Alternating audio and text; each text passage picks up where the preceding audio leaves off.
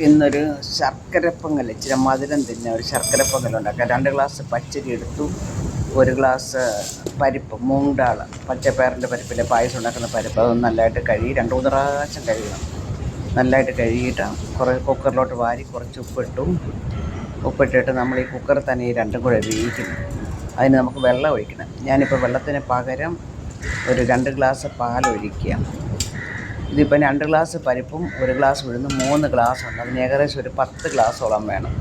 ഞാൻ 2 glass പാലൊഴിക്കുന്ന soft ആയി. എന്നിട്ട് ഇത് ലാസ്റ്റ് കഴുകിയ വെള്ളം, ഈ പരിപ്പ് ഉഴുന്ന് അരിയും കഴുകിയ വെള്ളം അതേ കൂടെ ഒഴിക്കുക.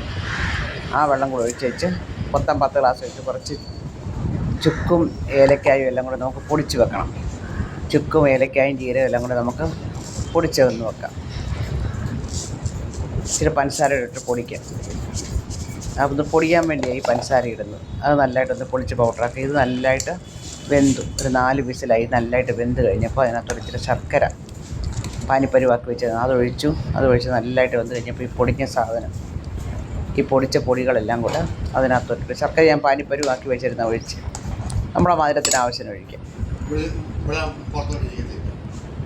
ഇച്ചിരി ശർക്കര ഒഴിച്ചിട്ട് ഈ വറുത്തു വെച്ച് നെയ്യ് വെച്ച് കുറച്ച് കപ്പലണ്ടി, ഈ കപ്പലണ്ടി എന്തുവാ ബ്രോക്കണാണ്, മുറിച്ചതാണ്.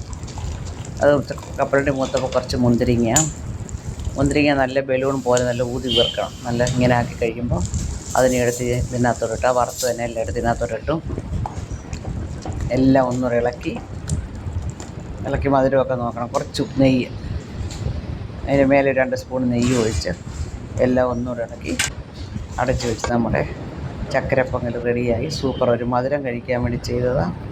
നല്ലതാണ്, എളുപ്പമാണ്.